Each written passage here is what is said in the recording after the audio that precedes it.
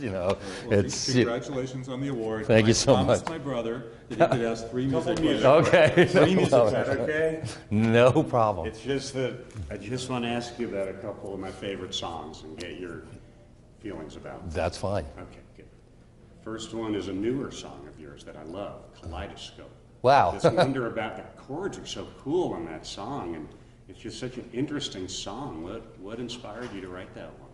Well, the whole record that comes from, State, is an attempt to, you know, get modern a little bit, to absorb influences from younger artists in the same way that they absorb influences from older artists. Right. A lot of this came about because younger artists have been asking me to remix their songs. Sure. They can't, for some reason, can't reproduce that sort of chaotic sound that we got on a Wizard of True Star or something like that. So, you know, they're a band like Daft Punk and Tame Impala and, you know, who have all cited, you know, these records from the 70s as being very influential on them. So I thought I'd better, you know, pay it forward. I'm going to listen to what kids are doing nowadays, and a lot of it came from that. You know, the weird sort of, you know, technologies, bit slicing and stuff that gives everything the real stuttery effects. And it was a way of, for instance, taking a, you know, a drum loop that didn't really change much and turning it into a whole improvisation in a way.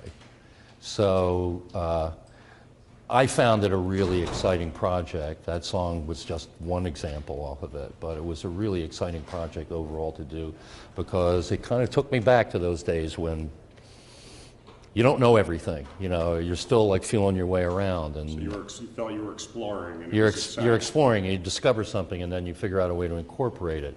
You know, after time goes by, you eventually start thinking, oh, I know how to do that. You know, this is what I'm going for, and that's how I'll do it, you know, and the adventure kind of goes out of it. So I've been pretty inspired by this new generation of artists who are really, you know, hammering down, drilling into the technology.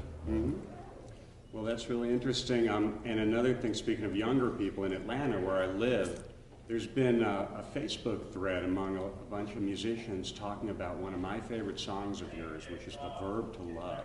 Ha! And some people, some musician friends of mine have said, why doesn't anyone write any songs as good as this anymore? And that, to me, has always been one of my favorite of your soul tunes. Mm-hmm. And the chords, and I actually loved Roger Powell's piano solo. Oh yeah, that's good. His little almost cocktail solo, yeah. I used to listen to headphones, and I liked the way he mixed it. The way, you know, it would go like that. But I have not heard you do that song live in your concerts. Do you ever think you'll put that one back into the show? I think it's always a possibility. You know, there are certain songs that, in a live context, they exist in the show to create a moment. You know, and that's sort of one of those songs. So the show that you're doing has to be apropos to that kind of moment. Sure. You know, if I'm doing like, you know, techno, you know, dance-oriented thing like State, Right. you know, there aren't a whole lot of those moments, although I try and create them as best I can. Sure. But, you know, those songs can take a lot out of you as well. Yeah, emotional.